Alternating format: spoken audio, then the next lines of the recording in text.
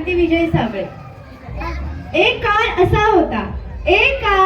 होता मावळ्यांनो, या महाराष्ट्रात अनेक सत्ता वर्गीय धुमाकूळ घालीत होत्या. अशा काळात आमचा जन्म झाला. आई म्हाळसा राणी व वडील रघुजीराव जाधव त्यांच्या जन्मावेळी खूप खुश झाले. सर्वत्र आनंदाला उधाण आले. दारादारांमध्ये रांगोळ्या काढल्या गेल्या, तोरणे लावली गेली, हत्तीवरून साखर वाटण्यात आली. त्यांचं नाव ठेवलं गेला जिजा. जिजा म्हणजेच जय आणि विजय.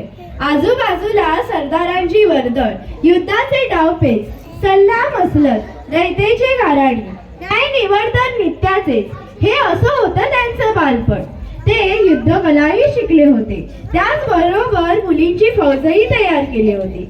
पहाटे जेव्हा घोड्यावरून रपेटी मारायला जायचे तेव्हा गावभरातल्या काही बायका नाक मुरडायच्या, तर काही म्हणायच्या की या पोरींचं कसं होणार. पण त्यांनी निश्चय केला होता स्वतः बरोबरच इतरांचेही रक्षण करायचं. ते कन्नड, उर्दू, अरबी, संस्कृत या भाषाही शिकल्या होत्या. त्याचबरोबर रामायण, महाभारत, कबीरांचे दोहे, नामदेवांची गाथा, कुराण, बायबल हेही वाचली होती. रयतेचे राज्य स्वराज्य निर्माण करण्यात शिवबा यशस्वी झाला होता. ते धन्य झाले होते. शिवबाला स्वराज्याचा लाडका राजा झालेला पाहून त्यांनी समाधानाने अखेर डोळे मिटले. अशा या आपल्या जिजामाता व शिवाजी महाराजांना मानाचा मुजरा.